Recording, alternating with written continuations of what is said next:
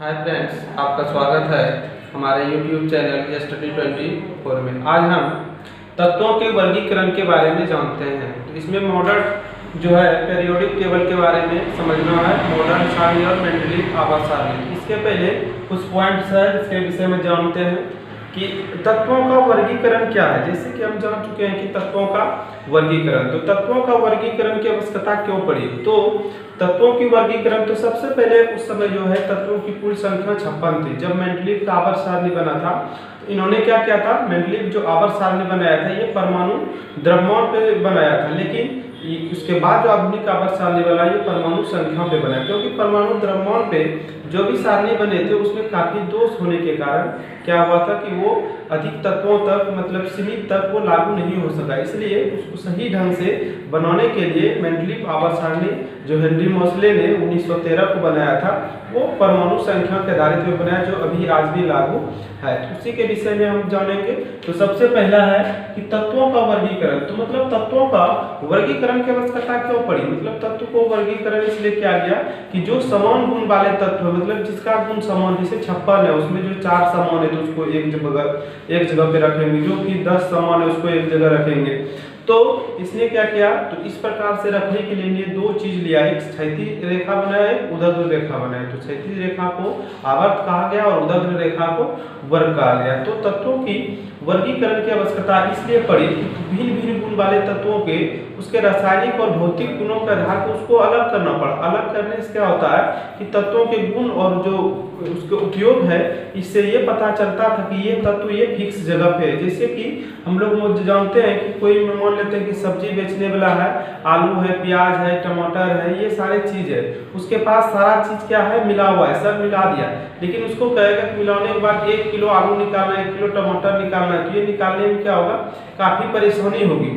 जैसे कि और यदि अलग अलग रहेगा, टमाटर अलग है, आलू अलग है, सब 1 किलो तुरंत नाम को उसको दे देगा। उसी प्रकार से तत्वों का वर्गीकरण किसी भी तत्व के विषय में हमको गहन अध्ययन करने के लिए यदि सब इधर उधर रहता तो अलग अलग करके निकाल के बहुत कठिनाई होती। तो वैज्ञानिकों ने क्या किया कि सबको मेंडलीव ने जो पहले किया था आवर्त फलन के अनुसार से परमाणु द्रव्यमान के, उन्होंने क्या किया इसको सबको अलग अलग कर दिया। मतलब 56 है उसमें किसका कितने तत्व है जिसके गुण समान होते हैं उसको एक सारणी में रखा, एक वर्ग में रखा, जिसके बाद दूसरा है उसके दूसरे में रखा, तीसरे। इस प्रकार से उन्होंने जो है उस समय जो है 8 वर्ग बनाए थे और कितने 6 आवर्त बनाए थे। तो हमको ये भी याद रखना है कि मेंडलीव आवर्त सारणी किस पे आधारित था, वो परमाणु द्रव्यमान पे था। उसमें कितने आवर्त और वर्ग थे, तो आवर्त पूछेगा 6 और वर्ग कितने थे 6 और वर्ग था 8। उसके बाद ये तत्वों का वर्गीकरण समझ गए कि तत्वों के वर्गीकरण करने से क्या होता है, समान गुण वाले तत्वों को क्या करना, एक व्यवस्थित जगह पर रखना, ये क्या कहलाता है, वर्गीकरण कहलाता है। तो जो समान गुण वाले हैं उसको क्या किया जाता है कि एक जगह पे उसको रखना, मतलब व्यवस्थित करके रखना, ऐसे इधर उधर नहीं, व्यवस्थित करके जो उसको रखते हैं इस प्रकार के गुण को तत्वों का वर्गीकरण कहा जाता है। उसके बाद है ये डोबरेनर का त्रिक नियम क्या है। तो इसके पहले जो है आवर्त सारणी बनने के पहले ये जो बना था क्या था, डोबरेनर का त्रिक नियम। तो ये बना था 1817 में, और ये जर्मन के एक रसायनज्ञ थे, केमिस्ट्री है तो उसमें केमिस्ट था, रसायनज्ञ। तो जर्मन के रसायनज्ञ थे, इन्होंने क्या बताया था कि त्रिक नियम का, त्रिक का मतलब होता है 3, त्रिक का मतलब क्या होता है 3। तो इन्होंने ये बताया था कि 3 तत्व को लिया था, मतलब 3 तत्व को यदि उसके बढ़ते हुए परमाणु द्रव्यमान के क्रम में सजाया जाए तो बीच वाले तत्व का जो परमाणु द्रव्यमान है शेष दोनों के योग के औसत के बराबर होते हैं, मतलब दोनों को जोड़ के जो औसत होगा उसके बराबर होते हैं बीच वाले तत्व का, जिसे मध्य तत्व भी बोलते हैं। तो ये डोबरेनर का त्रिक नियम 1817 में दिया गया था, और डोबरेनर जो है एक जर्मन रसायनज्ञ थे। और ये एग्जाम में बहुत बार क्वेश्चन पूछा गया है कि डोबरेनर या अस्टर का त्रिक नियम, तो ये क्वेश्चन बहुत बार एग्जाम में पूछा गया था। हमको ये याद रखना है कि डोबरेनर का त्रिक नियम क्या है। तो जर्मन रसायनज्ञ डोबरेनर ने क्या किया था, तत्वों को बढ़ते हुए परमाणु द्रव्यमान के क्रम में सजाया। तो 3 तत्वों, कितने तत्वों में 3 तत्व, त्रिक मतलब 3, उसने तत्वों को 3 तत्वों को उसके बढ़ते हुए परमाणु द्रव्यमान के क्रम में सजाया। तो बीच वाले तत्व का जो परमाणु द्रव्यमान था शेष दोनों के परमाणु द्रव्यमान के औसत के बराबर थे। तो इसे ही क्या कहा गया था, डॉब्रेनर का त्रिक नियम, जो इसको परिभाषा जैसे कि इन्होंने लिया था।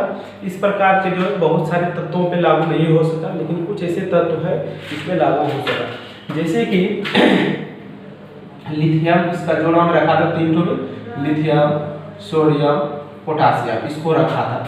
ये तीनों जो तत्व है ये त्रिक तत्व है। कैसे त्रिक तत्व है, लिथियम है, सोडियम है और पोटासियम है। तो हम अब क्या जाने कि इन्होंने क्या बताया था कि डॉब्रेनर ने ये बताया था कि यदि 3 तत्वों को उसके बढ़ते हुए परमाणु द्रव्यमान के क्रम में सजाया जाए तो बीच वाले तत्व कौन है, अभी सोडियम। तो बीच वाले तत्व का परमाणु द्रव्यमान दोनों के औसत के बराबर होते हैं। तो परमाणु द्रव्यमान देखना, लिथियम का परमाणु द्रव्यमान कितना है 7, सोडियम का कितना है 23, पोटासियम का कितना होता है 39। कितना हम जानते हैं।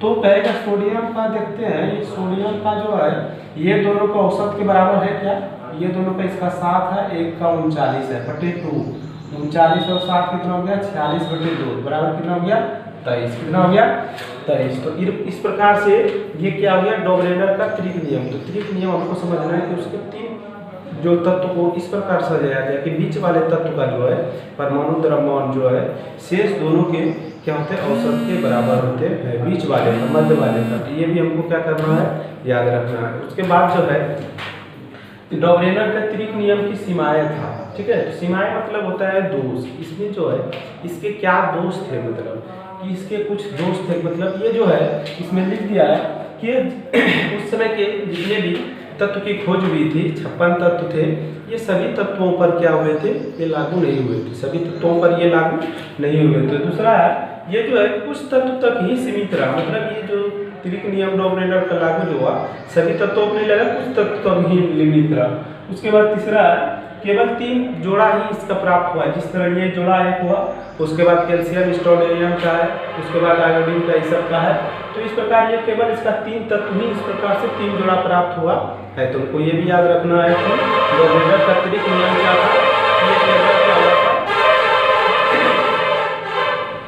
केवल वही सब तत्वों पे लागू हो सका जो क्या था, हल्के तत्व थे। इस प्रकार ये सभी तत्वों पर लागू नहीं हुआ, कुछ सीमित तत्व पर और उसका 3 जोड़ा हमें प्राप्त हुआ। उसके बाद है न्यूलैंड्स का अस्टर नियम। तो ये न्यूलैंड्स का अस्टर नियम क्या है, तो ये साल 1866 ईस्वी में ये अंग्रेज के जो वैज्ञानिक थे, ब्रिटेन के जो वैज्ञानिक थे, जिसे इंग्लैंड कहते हैं, इंग्लैंड के वैज्ञानिक का नाम था न्यूलैंड्स। इन्होंने क्या किया था, इन्होंने भी क्या कहते तत्वों को एक उसके समान गुण वाले तत्वों को एक क्रम में सजाया था, जिसमें प्रथम तत्व का गुण जो है 8वें तत्व के गुण के बराबर होता था। जैसे कि हम शुरू करेंगे यदि हाइड्रोजन से, तो हाइड्रोजन जैसे हम ले लेते हैं इसमें, तो हाइड्रोजन लिए तो हाइड्रोजन 1 नंबर पे है, तो 8 नंबर पे कौन होगा, 8वें तत्व के बराबर। तो 8 नंबर पे मेरा क्या होगा, 2 में हीलियम है, 3 में लिथियम, 4 में बेरिलियम, 7 में नाइट्रोजन, 8 में ऑक्सीजन। तो ऑक्सीजन के बराबर इसका गुण हो जाएगा, इसका ऑक्सीजन 8 का ऑक्सीजन के बराबर हो जाएगा। उसके बाद हम 10 यदि लेते हैं, 11 ले लेते हैं सोडियम का, 11 किसका है, सोडियम का, 11 19, तो इसका पोटासियम के समान हो जाएगा 19 पोटासियम का। यही इन्होंने बताया था, न्यूलैंड से ये बताया था कि यदि तत्वों को उसके समान गुण वाले तत्वों को परमाणु द्रव्यमान के क्रम में यदि सजाया जाए तो प्रथम तत्व का जो गुण है, प्रथम तत्व का जो गुण है, उसका जो गुण है वो 8वें तत्व के गुण के बराबर होता है। जो प्रथम तत्व का गुण तत्व है उसका जो गुण है सेम करेगा किसमें, 8वें, फिर 8 का 16, 16 का 24।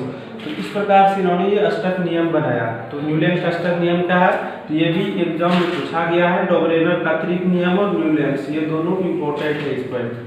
तो हमको लिखना है कि जो ये गांव के ब्रिटेन के रसायनज्ञ थे न्यूलैंड्स ने, यदि तत्वों को उसको क्या क्या एक क्रम में सजाया तो प्रथम तत्व का जो गुण था वो क्या हुआ था, 8वें तत्व के गुण के बराबर हुआ था, जिसे अष्टक नियम कहा जाता था। और ये न्यूलैंड्स ने दिया था, इसीलिए इसे न्यूलैंड्स का अष्टक नियम भी कहा जाता है। और ये 1866 में दिया गया, तो ये हमको याद रखना है।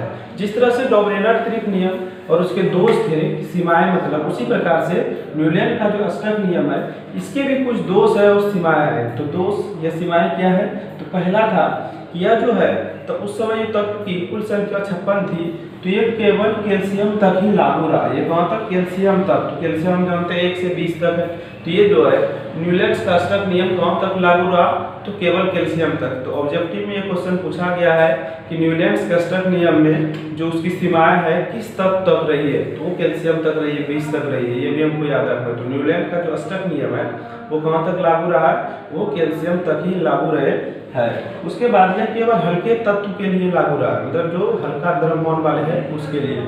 अधिक द्रव्यमान वाले तत्वों के लिए ये क्या हुआ, उस पर लागू नहीं हो सका है। अधिक द्रव्यमान वाले जो भी तत्व है उस पर न्यूलैंड का अष्टक नियम लागू नहीं हो सका। उसके बाद था कि अब इसमें क्या इनर्ट गैस, जिसको हम पढ़ चुके हैं निष्क्रिय गैस या अक्रिय गैस कहा जाता है, ये वातावरण में जो है किसी भी अवस्था में रहे, किसी से क्रिया नहीं करता है क्योंकि ये निष्क्रिय गैस है। और इसकी संख्या कितनी है, 6 बता चुके हैं। हीलियम है, नियॉन है, आर्गन है, क्रिप्टन है, जेनॉन और रेडॉन, ये 6 संख्या है। तो उस समय अनुमान था कि आगे तत्वों की खोज नहीं होगी, लेकिन खोज होने के बाद इनर्ट गैस का जब खोज हो गया, आविष्कार हो गया, तो प्रथम तत्व का जो गुण है वो नवम तत्व के गुण के बराबर होने लगा। तो इन्होंने पहले दिया था अष्टक नियम कि मतलब कि पहला तत्व का जो गुण है वो किसके बराबर, 8 के बराबर, लेकिन 8वें तत्व के बराबर। लेकिन जब इनर्ट गैस निष्क्रिय गैस का खोज हो गया तो पहला तत्व का गुण नवम तत्व के बराबर हो गया, मतलब उसके दोनों समान होने लगा। पहला तत्व का गुण 9वें तत्व के बराबर होने लगा। उस समय में